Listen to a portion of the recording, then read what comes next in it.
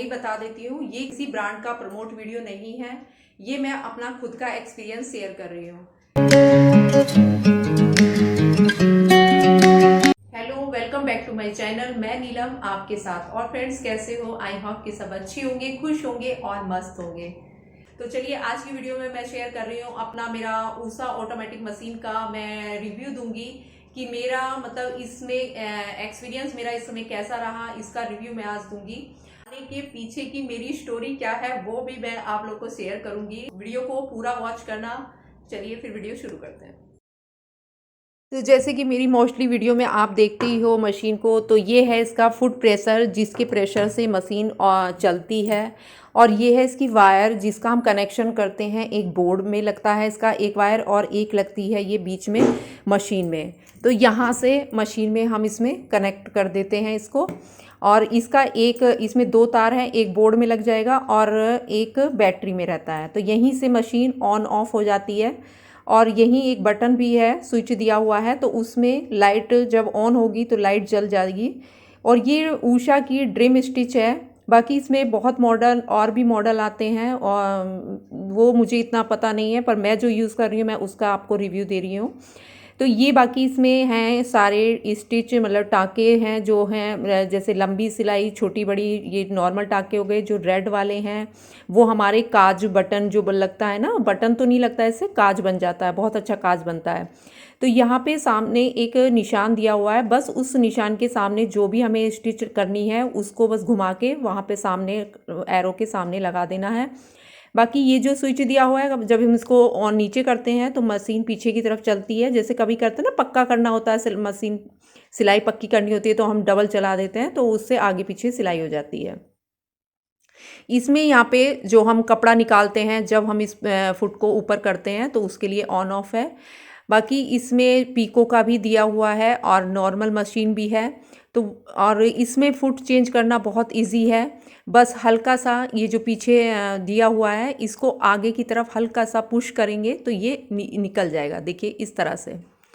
तो ये जो है इस तरह से पुश करेंगे तो ये निकल गया है। और इसको लगाना भी उतना ही आसान है, उसको नीचे रख के और बस हम ऊपर से वो उसको प्रेशर करेंगे तो वो उसमें लग जाएगा। और इसमें जो नीचे शटल जो लगाई जाती है, धागा भरा जाता है, तो उसमें हमें ना जो वैसी मशीनें होती हैं उसमें पेचकस वगैरह से खोल के हम निकालते हैं, लेकिन इसमें यहाँ से ये इस तरह से दिए हुए हैं। हाँ, ये बस इस तरह से इनको हटा दीजिए, साइड में लग कर दीजिए तो ये ऐसे निकल के बाहर आ जाता है। तो बस इसको ही हमें हमेशा बीच बीच में साफ़ करते रहेंगे तो हमारी मशीन में सर्विस की जल्दी ज़रूरत नहीं पड़ती है। तो मैं तो बस इसी को खोल के साफ़ कर लेती हूँ, ऑयल वगैरह लगा देती हूँ और बाकी ऊपर से थोड़ा सा साफ़ करके ऑयल डाल देती हूँ। बाकी अभी तक मुझे इसकी सर्विस की बस एक बार ज़रूरत पड़ी है। इसको मैं लगभग मतलब 8-9 साल हो गए मुझे यूज़ करते हुए। बहुत अच्छी मशीन निकली। और मैं तो यही कहूँगी, अगर आप पीको भी हो जाती है, इंटरलॉक हो जाती है, और हमें क्या चाहिए। तो बाकी ये है, इसमें एक बॉक्स आया था जिसमें काफ़ी सामान थे इसके, शटल और पेचकस वगैरह, बॉबिन वगैरह रखने का है। तो ये इसी में बस इस तरह से इसको फिट हो जाता है, अटैच कर देते हैं। बाकी इसको ना आप हार्ड चीज़ पे रखें, जैसे बेड वगैरह पे, मतलब हिलनी नहीं चाहिए बस मशीन। जब आप मशीन को चलाएं तो वो हिले ना, मतलब किसी जैसे टेबल वगैरह पे ही रख के चलाएं इसको। तो देखिए, मैंने एक बार लखनऊ से ही, मतलब यहाँ से कंपनी की तरफ से ही, मतलब मैंने सर्विस करवाई थी। सिर्फ 8-9 साल में मैंने एक ही बार सर्विस करवाई है। और इस तरह से मैं इसको फुट रख के इस तरह से इसको प्रेशर करते हैं और ये मशीन चल जाती है। तो कई बार शुरू शुरू में गलती भी हो जाती है, पर लेकिन फिर बहुत जल्दी हाथ सेट हो जाता है इस पर। तो देखिए, चलिए मैं बताती हूँ।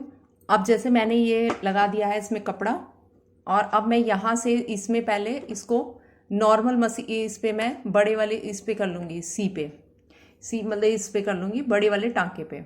तो इस पे मतलब मशीन को बस चला के, मतलब पहले तो धागा वही पीछे करना है जैसे नॉर्मल करते हैं, और एक से मैं पैर को दबा लूँगी। पैर एडी मैंने रख दिया है, ये फुट मैंने अपने पैर के नीचे रख लिया है। और बाकी मैं यहाँ से, और कुछ नहीं करना है इसमें, बस हल्का सा प्रेस करके इसको चला। हाँ, ये मैं बता दूँ, ये अगर मैंने ये बाहर निकाल दिया था, जब बॉबिन भरते हैं तो ये बाहर निकाल देते हैं। तो बॉबिन भरेंगे तो मशीन जब चलाएंगे तो ये नहीं ऊपर नीचे होगा, ये ऊपर नीचे नहीं होगा अगर आप इसको बाहर निकाल देंगे। अब ये मैंने पहले बाहर निकाल रखा था, तो अब देखिए मैं इसको अंदर दबा दूंगी। अब मैं इसको अंदर दबा दिया तो ये अंदर गया। अब हमारी मशीन अब चल जाएगी।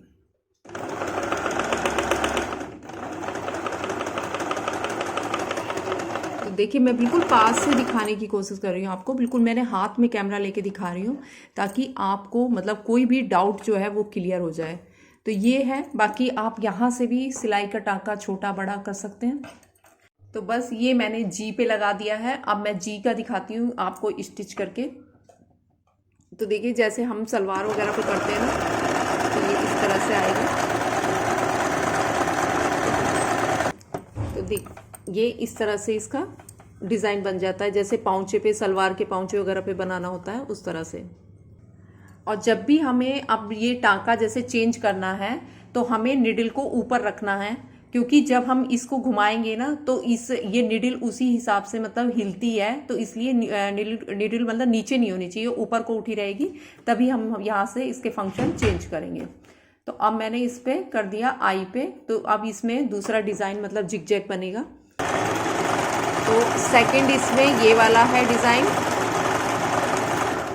एक ये वाली इसमें टांके आएंगे, ये इस तरह से है। ये मतलब जैसे बड़ा है तो ये छोटा है, मतलब ये इसी का दिया छोटे में दिया हुआ है। अब मैं कर रही हूँ इस पे एच वाले पे। तो एच वाले का स्टिच में दिखाते हैं। ये एच ये इस पे है, एक स्टिच ये हो गई इस तरह की, इस तरह से आ जाएगा। रफू वाला भी होता है, रफू जो ये एफ पे है, ई पे हमारा पीको है। तो अब मैं रफू वाले पे कर रही हूँ। और चलाना बहुत इजी है कि दोनों हाथ हमारे फ्री हो जाते हैं। मेन तो ये है कि दोनों हाथ हमें फ्री मिल जाते हैं कोई डिज़ाइन वगैरह पैटर्न वगैरह बनाने के लिए। तो ये है हमारा जो हम पीको करते हैं ना, इंटरलॉक करते हैं, सॉरी, जो हम इंटरलॉक करते हैं जैसे सिंथेटिक जो सूट वगैरह पे इंटरलॉक होती है, ये उस तरह से है। या आप पिलो बना रहे हैं तो पिलो पे भी जो सिलाई लगती है ऊपर से, तो उस तरह से भी कर सकते हैं। या बेडशीट कोई तुरपाई कर रहे हैं तो उस तरह से बेडशीट पे ये डिज़ाइन बनाते हैं, रेडीमेड जैसा लगता है बिल्कुल सिलाई ये। तो एक ये है, ये एफ पे है, और बाकी ई पे है पीको। तो पीको का मैं दिखा देती हूँ। इसके पीछे की एक छोटी सी कहानी बताती हूँ आपको। मैंने इस मशीन को लेने में इतनी जल्दबाजी की थी, तो बाय लक, वो तो मेरा लक अच्छा था कि ये मेरे लिए बहुत अच्छी निकली। अब घर वालों को तो पता ही था कि मैं खुद स्टिचिंग करती थी, अपने कपड़े खुद सिलती थी। तो मैंने जब कहा कि जब मैंने इस तरह की मशीन को ना, दिल्ली हम ट्रेड फेयर गए थे घूमने के लिए प्रगति मैदान, तो मैंने वहां पे देखी थी इलेक्ट्रॉनिक मशीन। तब से मेरे माइंड में था कि मुझे उस तरह की मशीन लेनी है, तो मैं और भी एक्स्ट्रा कर सकती हूँ, अपने सूट को और अच्छा बना सकती हूँ, अपनी ड्रेस को। तो मेरा बहुत मन था। तो फिर मैंने हस्बैंड से बोला, तो उन्होंने कहा कि चलो ठीक है, कैंटीन में देखते हैं, कैंटीन में मिल जाएगी तो वहीं से ले लेंगे। अब जो लोग कैंटीन से सामान लेते हैं ना, तो उनको पता होगा, वो हर चीज चाहते हैं कि कैंटीन से मिल जाए, क्योंकि कैंटीन में डिस्काउंट अच्छा मिल जाता है। तो फिर हम लोग कैंटीन गए, और कैंटीन में पता चला कि वहां पे सिंगर की थी और उषा की नहीं थी। तो बस मुझे ये था कि नहीं, मुझे उषा की लेनी है, सिंगर की पता नहीं कैसी होगी। और उषा की भी मुझे पता नहीं था, पर पता नहीं क्या मुझे उस टाइम जिद थी, अब तो मुझे ध्यान नहीं, पर मुझे ये था कि नहीं, मुझे उषा की लेनी है। फिर हम लोग लोकल मार्केट गए और वहां से उषा की मशीन ले आए, ये उषा की। और मतलब उस टाइम मुझे ये 6,000 समथिंग पड़ी थी, 6,200 के मतलब पड़ी थी ये उस समय। तो मैं ले आई, मैंने यूज की, मैंने 8-10 दिन ही यूज की होगी, मतलब मैंने 10 से 15 दिन यूज करी होगी। उसके बाद फिर मेरी भाभी ने बोला कि दीदी मेरी भी, हमें भी ऐसी मशीन निकलवा दो कैंटीन से। तो मैंने कहा कि कैंटीन में ना उषा की नहीं है, सिंगर की है, मैंने तो बाहर से ली है। तो बोले, तो उन्होंने बोला कि नहीं, आप वो सिंगर की कैसी है। मैंने कहा भाई देखो, मुझे तो पता नहीं, पर वहां पे जो कैंटीन में जो भैया वगैरह से मैंने पूछा जैसे कि भैया सिंगर और उषा में कौन सी अच्छी है, तो उन्होंने कहा कि दोनों एक, बस ब्रांड का अंतर है, बाकी दोनों एक जैसी हैं। तो फिर भाभी ने बोला ठीक है, तो तू कैंटीन से ही निकलवा दो। तो मैंने उनकी सिंगर की वहां से कैंटीन से निकलवा दी। और उसके बाद अब पता नहीं, देखिए मैं ये भी नहीं कह सकती वो बेकार ब्रांड थी या जो भी थी, उनकी मतलब उसमें कुछ ना कुछ कमी निकलती गई, और मतलब कभी कुछ उसमें दिक्कत आती गई। अब या तो वो थोड़ा कम उसको चलाती थी, जैसे मशीन वगैरह होती है थोड़ा सा चलती रहती है तो ज़्यादा अच्छी रहती है, तो मैं इसमें ये नहीं कहूँगी, पर मुझे लगा कि सिंगर से ज़्यादा बेस्ट ये थी है। आज मुझे कहीं ना कहीं ये लगता है कि शायद मेरी जिद जो थी उस समय ऊषा की मशीन लेनी है, तो वो पूरी मतलब मेरे लिए अच्छी साबित हुई वो जिद मेरी। और ये तो अच्छी बात थी, मतलब ये तो फैमिली सपोर्ट था कि मैंने उषा की जिद की तो उन्होंने उषा की दिला दी, नहीं तो कैंटीन में तो सिंगर की भी थी, वो सिंगर की भी दिला सकते थे। तो चलिए बताती हूँ, इसमें ये फुट है पीको का, ये यहीं से चेंज हो जाएगा और बस आपको इजीली कपड़ा पकड़ना है आगे से और पीछे से। आगे से जितना आपको फोल्ड करना है उतना फोल्ड करके पकड़िए, बाकी सब कुछ मशीन से अपने आप उसकी शेप बहुत अच्छी पीको बारीक सी बन जाती है। तो फ्रेंड्स, अगर वीडियो पसंद आए तो लाइक शेयर सब्सक्राइब ज़रूर करना। तो मैं बताती हूँ इसमें बॉबिन कैसे भरी जाती है। तो बॉबिन बस इस तरह से लगाएंगे और जो मैंने बताया था ये जो साइड में दिया हुआ है इसको हम बाहर निकाल देंगे। तो बाहर निकालने से फिर मशीन ना अप डाउन नहीं करेगी, मशीन वाला वर्क वहीं रुक जाएगा और फिर वहाँ बॉबिन भरने के बाद उसको अंदर करेंगे तो मशीन चल जाएगी। तो चलिए फ्रेंड्स, फिर मिलते हैं नेक्स्ट वीडियो में। Okay, bye bye.